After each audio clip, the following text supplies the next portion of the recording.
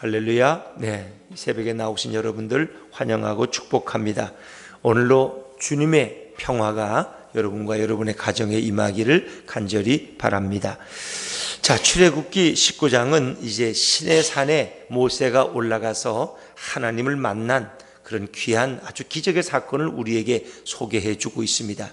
우리가 알다시피 출애굽기 20장에는 이제 십계명판을 받게 되죠. 율법을 받게 됩니다. 이제 그것이 하나님과 이스라엘 백성의 첫 만남이라고도 할 수 있을 것입니다. 그러나 모세와 아론이 대표로 시내산 정상에 올라가서 하나님을 만납니다. 물론 하나님의 얼굴을 본 것은 아닙니다. 하나님은 영이시기 때문에 볼 수가 없어요. 빽빽한 구름과 연기 가운데, 불 가운데, 천지가 진동하는 가운데 하나님이 강림하셨다는 것입니다. 정말 그 경험은 어떠했을까? 여러분, 정말 그 경험은 어떠했을까? 온 천지가 떨었을 것입니다. 그리고 불과 빽빽한 구름 가운데 하나님이 강림하셔서 말씀하셨다. 여러분, 생각만 해도 정말 기대가 되지 않습니까? 기대가. 이제 그런 이야기들이 성경에는 많이 나오죠. 성경에는 특별히 우리가 어떻습니까? 사도행전 2장에 성령 강림절에 이제 성령이 임할 때 불같이 혀가 같이 갈라지는 것이 그들에게 임했다. 소리가 나고 불덩이가 임하는 그런 경험, 그 성령이 강림할 때 오는 경험이거든요. 그러니까 하나님이 백성 가운데 강림할 때 정말 그것은 상상도 못했던 그런 경험을 그들은 하게 됩니다. 정말 놀라운 일이죠. 자, 이스라엘 백성이 하나님을 만나는 것은 정말 상상도 할 수 없던 일이었는데 그것이 현실이 되는 것입니다. 자, 누군가 우리가 새로운 정말 귀한 분을 만나려고 하면 어떻습니까? 우리는 옷을 갈아입고 세수를 하고 목욕을 하고 어떤 분들은 화장도 꽤 열심히 할 겁니다. 향수도 뿌릴 수 있어요. 그러니까 이스라엘 백성은 하나님을 만나기 위해서 먼저 준비해야만 했습니다. 하나님께서는 이제 그들에게 뭐예요? 온 백성을 성결하게 하라는 것입니다. 하나님은 모세에게 말씀을, 그래서 우리가 성경을 자세히 읽어보면 모세가 먼저 혼자 올라가서 하나님을 만납니다. 하나님 말씀하셔요. 이제 너희는 정말 내 제사장 나라가 되고 거룩한 백성이 되고 너희는 나의 소유가 될 것이다. 이제 하나님이 먼저 말씀하셔요. 내가 너희를 애굽 백성 가운데서 독수리 날개로 너희를 날려 실어왔다는 것입니다. 그것은 그만큼 하나님이 정말 이스라엘 백성을 사랑한다는 것입니다. 그리고 그 애굽의 통치 가운데 있던 그들을 하나님이 진정 사랑하셔서 10가지 재앙을 통해서 이스라엘 백성을 거기서 이끌어내신 거예요. 홍해를 건넜다는 것은 어찌 보면 그 백성이 구원받은 것을 의미할 것입니다. 구원받은 백성이 하나님을 만나고 이제 그 백성이 어떻게 살아가야 할 것인가를 하나님이 말씀하시는데 그것이 바로 율법입니다.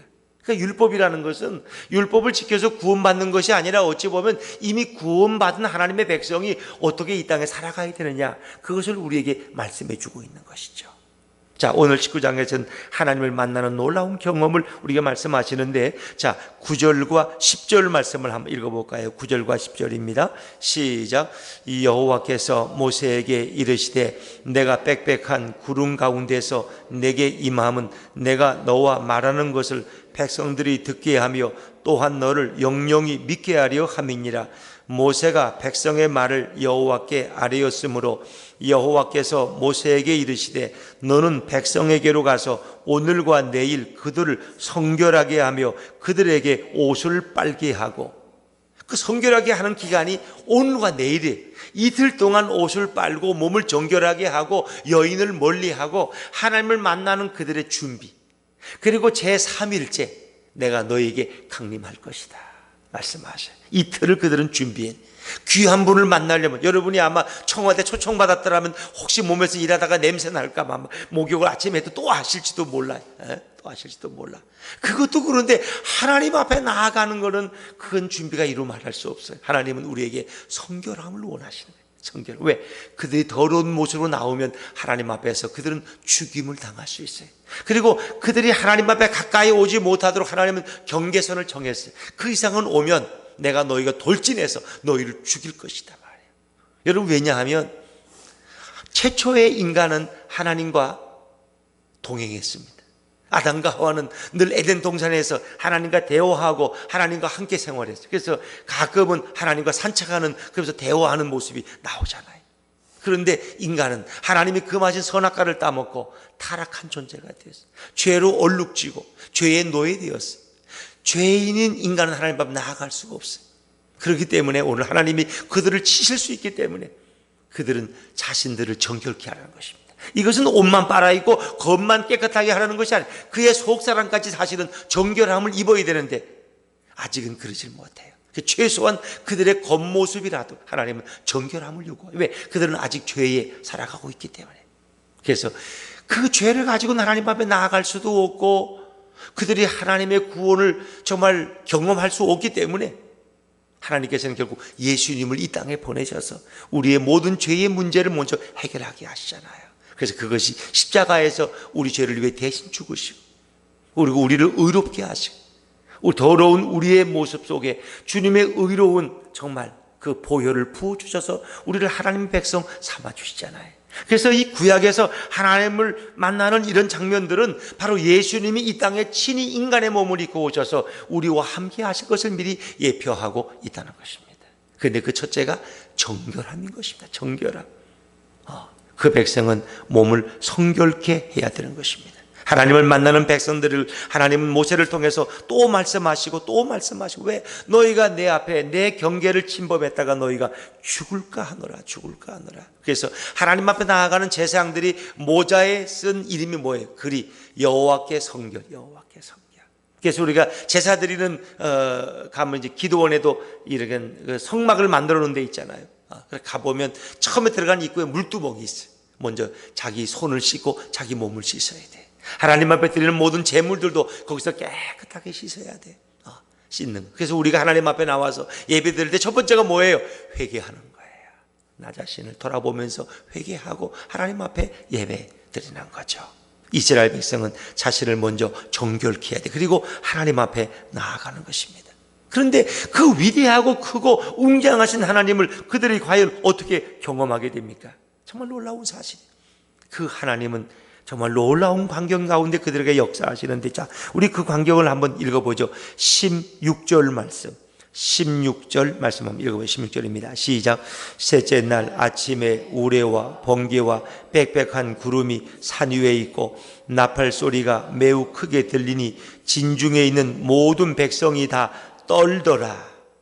떨어요. 모세와 아론만 시내산 정상에 올라가서 하나님을 만나는 놀라운 경험을 합니다. 자, 18절에 또 한번 읽어보고 18절입니다. 시작.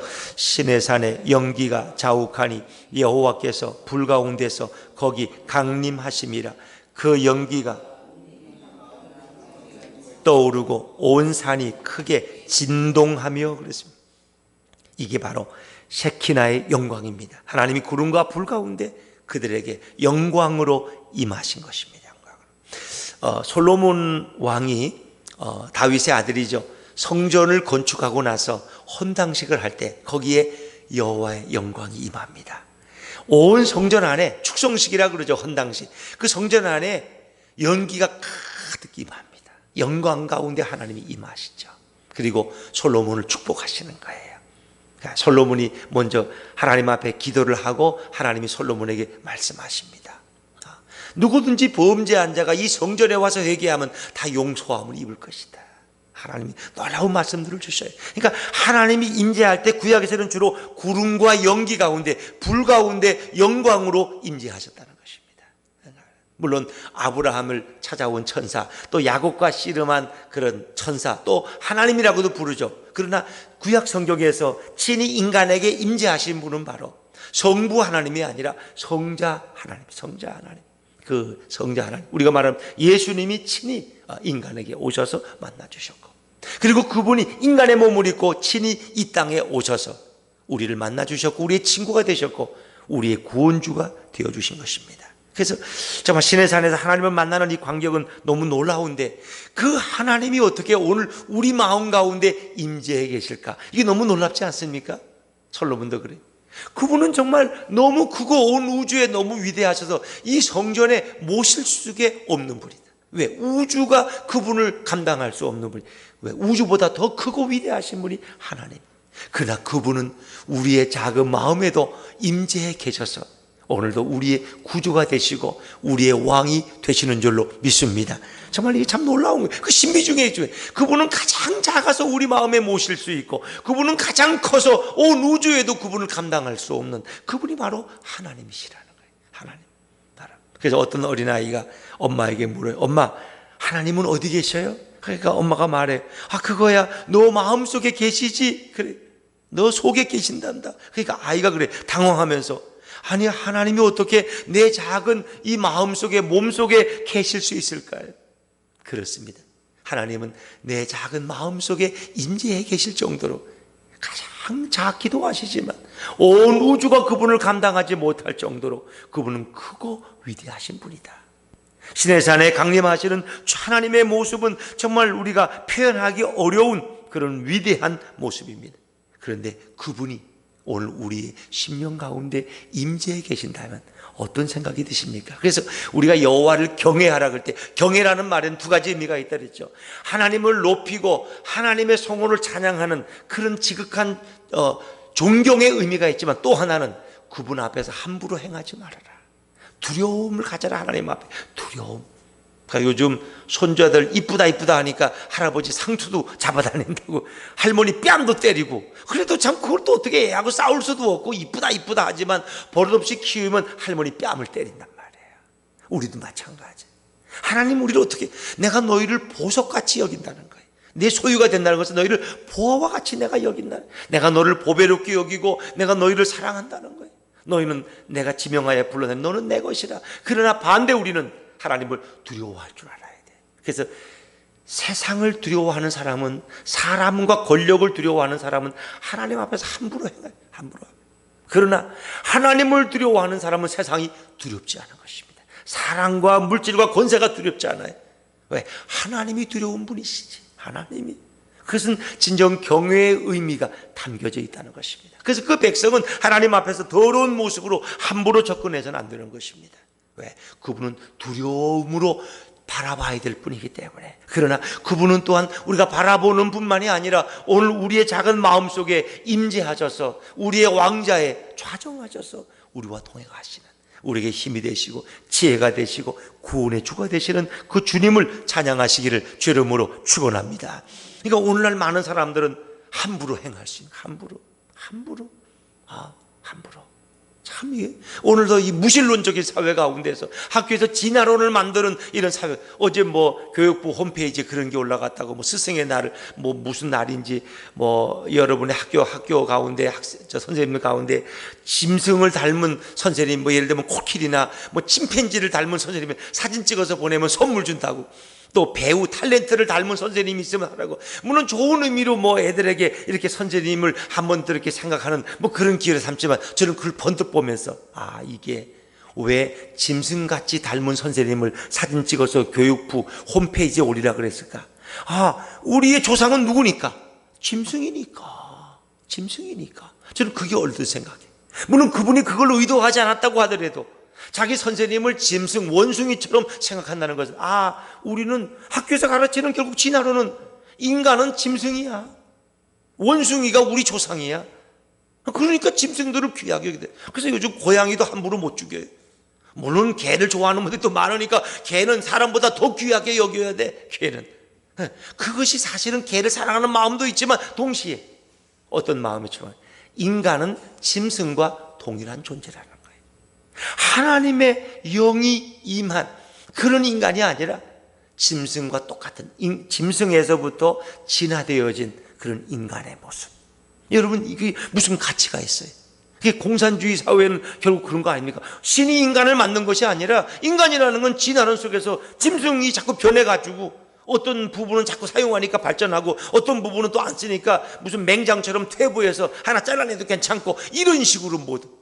여러분, 아무리 진화를 하고 비바람이 쳐도 수억 년이 지나도 인간 속에 있는 이 많은 신필주가, 이 많은 신경세포가 어떻게 만들어질 수 있습니까? 컴퓨터를 능가하는 인간의 뇌 속에 이런 엄청난 이 뇌가 어떻게 자연적으로 진화돼서 만들 수 있습니까? 그건 불가능한 거예요. 그건 불가능한 거예요. 암에 말하는 생명체, 이 생명을 주신 분이 바로 하나님이시. 생명을 만드신 분이야.